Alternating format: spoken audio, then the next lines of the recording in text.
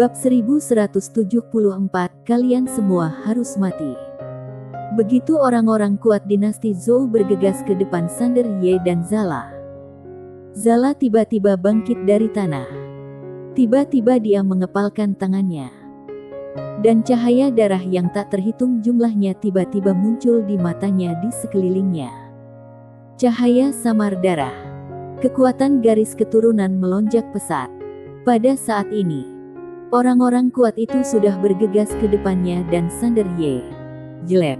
Dalam sekejap, lebih dari selusin kepala ahli dari dinasti Zhou dan Akademi Guanxuan naik ke langit. Darah itu seperti pilar. Melihat pemandangan ini, ekspresi para ahli dan pakar Akademi dinasti Zhou yang tersisa berubah drastis. Dan mereka mundur satu demi satu. Tidak berani melangkah maju. Mereka memandang Zala, yang seluruh tubuhnya merah darah. Dengan ketakutan di mata mereka. Saat ini, Sander Ye juga menyadari ada yang tidak beres dengan Zala. Garis keturunan iblis gila di tubuhnya melonjak. Matanya seperti lautan darah. Dan kejernihan matanya berangsur-angsur menghilang. Melihat pemandangan ini, wajah Sander Ye menjadi gelap.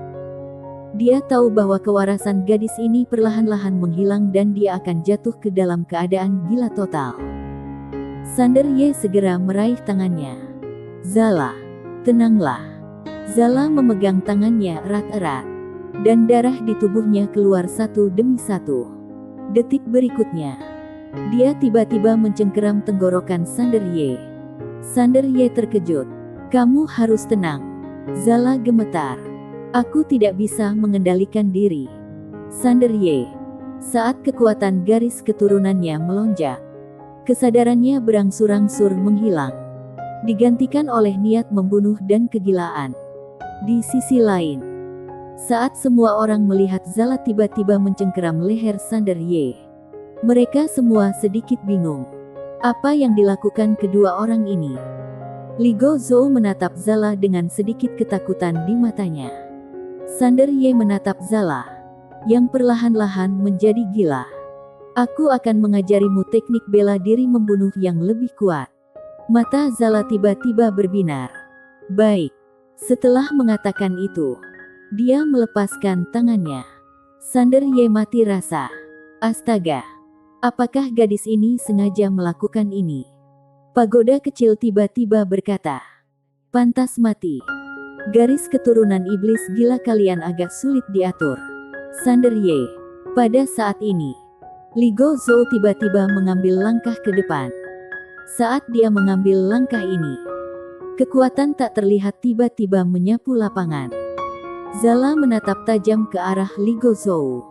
Tiba-tiba, dia mengangkat tangan kanannya dengan kuat. Dan cahaya berdarah yang tak terhitung jumlahnya tiba-tiba muncul di area ruang waktu tempat Li Gozhou berada. Teknik mengangkat kepala, yaitu mengendalikan darah di tubuh lawan.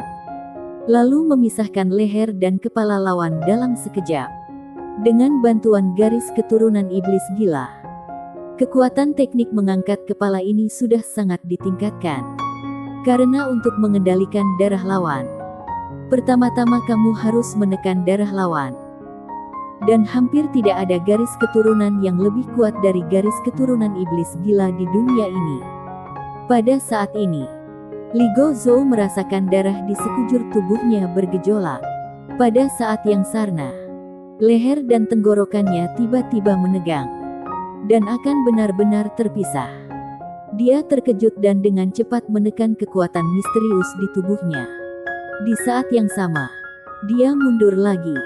Setelah mundur puluhan kaki, dia merasakan kekuatan misterius di tubuhnya sudah banyak menghilang.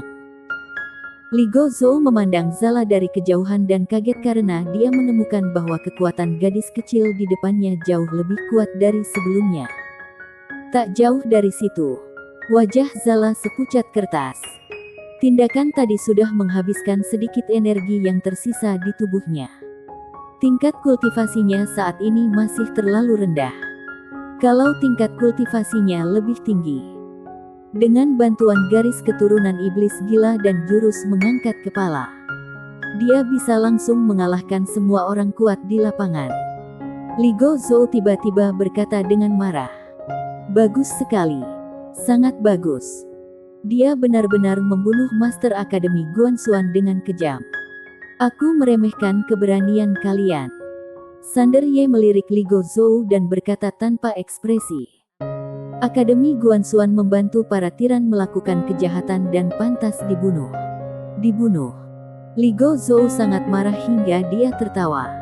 Sungguh konyol. Orang yang seperti semut berani mengatakan hal-hal gila seperti itu. Saat dia mengatakan itu, dia tiba-tiba melihat ke arah Zala.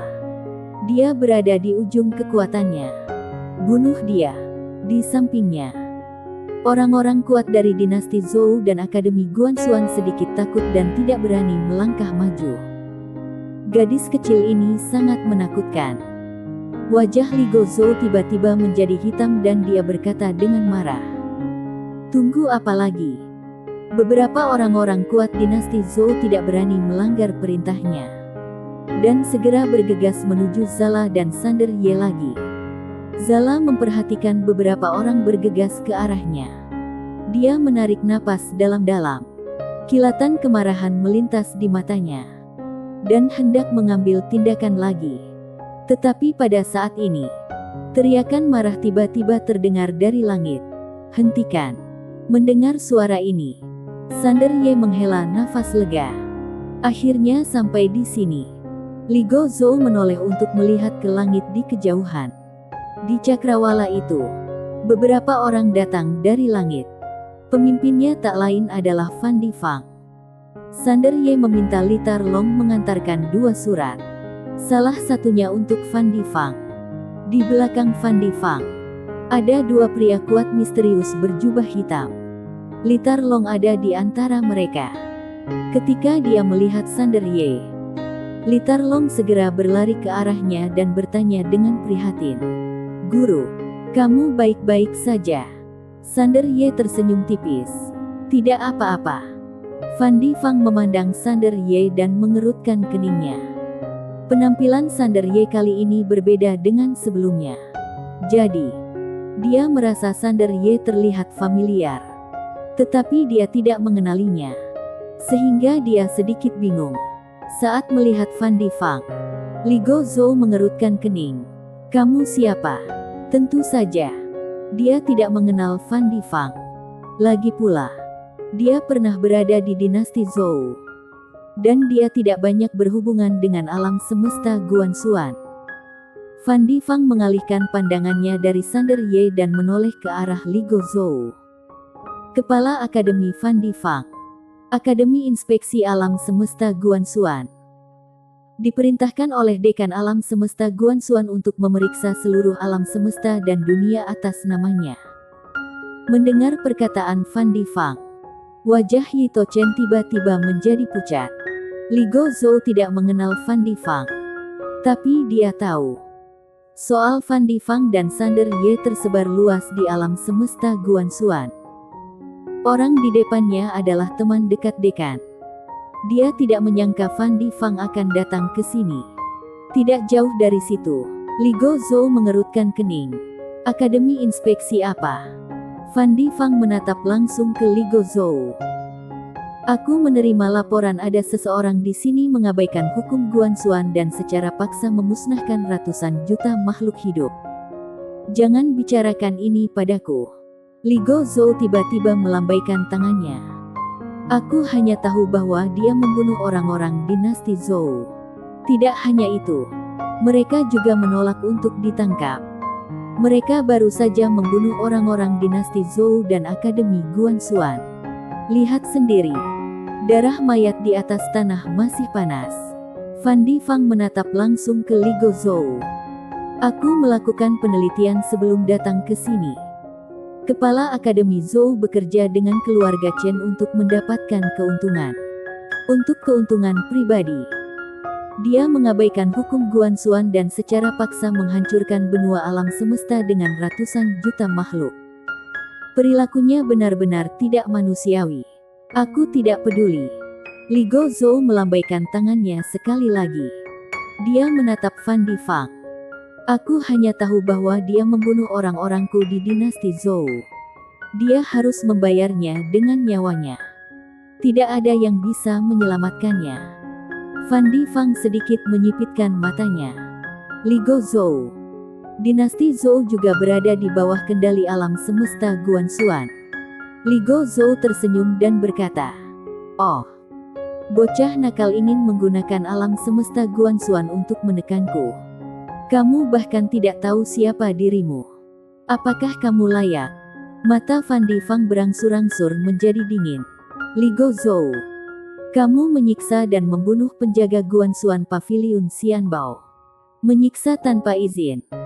Dan memenjarakan secara paksa seorang pengurus utama Paviliun Xianbao. Ini merupakan pelanggaran serius terhadap hukum Guanxuan. Menurut hukum Guanxuan, aku berhak menangkap kamu. Tangkap." Mendengar perkataan Fan Difang, dua orang kuat berjubah hitam di belakangnya segera mengambil langkah ke depan. Dan aura menakutkan langsung menyelimuti Ligo Zhou di kejauhan. Pada saat ini, Ligo Zhou tiba-tiba berkata dengan marah, "Mari kita lihat siapa yang berani." Setelah mengatakan itu, dengan lambaian lengan bajunya, aura menakutkan keluar dari tubuhnya, menekan kedua orang berjubah hitam di tempatnya. Di sampingnya, orang-orang dinasti Zhou muncul satu demi satu. Mereka menatap Fan Difang dan yang lainnya dengan tatapan yang sangat tidak ramah. Melihat pemandangan ini, wajah Fan Difang seketika menjadi sangat jelek. "Ligo Zhou, apakah kamu ingin memberontak?" "Memberontak?" Ligo Zhou berkata dengan nada menghina. "Fan Difang, memang siapa kamu? Apa kamu layak menangkapku? Biar ku bilang, aku membunuh orang-orang di Paviliun Xianbao. Dan aku menyiksa pengurus Li. Apa yang bisa kamu lakukan?" Fan Difang sedikit menyipitkan matanya dan berkata, "Tangkap." Dua pria kuat berjubah hitam di belakangnya tiba-tiba menghilang dari tempatnya. Ligo Zhou segera berkata, "Habisi mereka. Bunuh." Kedua belah pihak bertempur secara langsung. Tak lama kemudian, wajah Fan Difang menjadi hitam. Karena orangnya sudah dirugikan dan dia datang dengan tergesa-gesa. Jadi, dia tidak pergi ke Akademi Guanxuan untuk mengerahkan pengawal Guanxuan dan hanya membawa dua pengawal. Tentu saja dia tidak menyangka Ligo Zhou ternyata begitu sombong dan berani mengabaikan hukum Guanxuan secara terbuka. "Hentikan."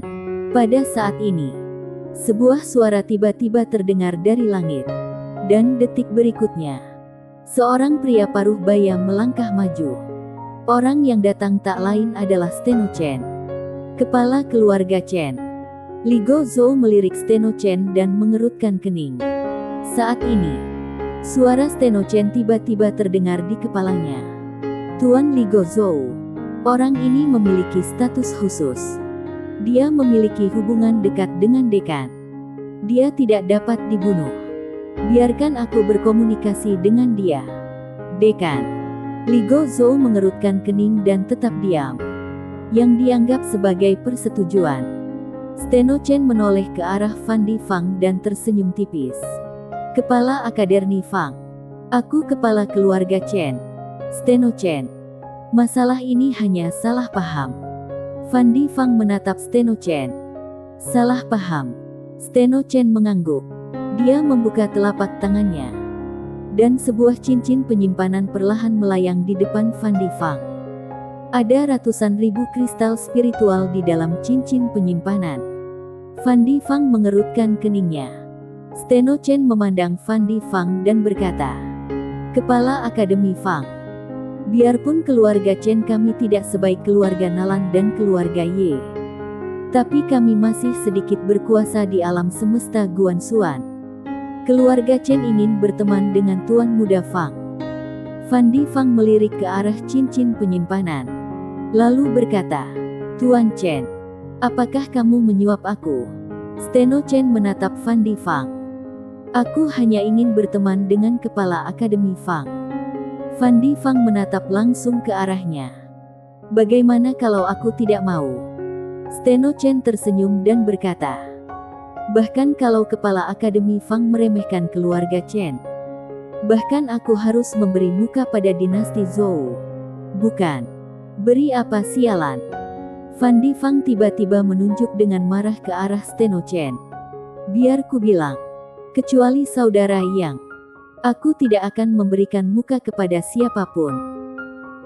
Orang-orang dari keluarga Chen dan dinasti Zhou secara terang-terangan mengabaikan hukum Guanxuan dan memperlakukan nyawa manusia dengan sangat enteng, jadi kalian harus mati. Setiap orang. Bersambung.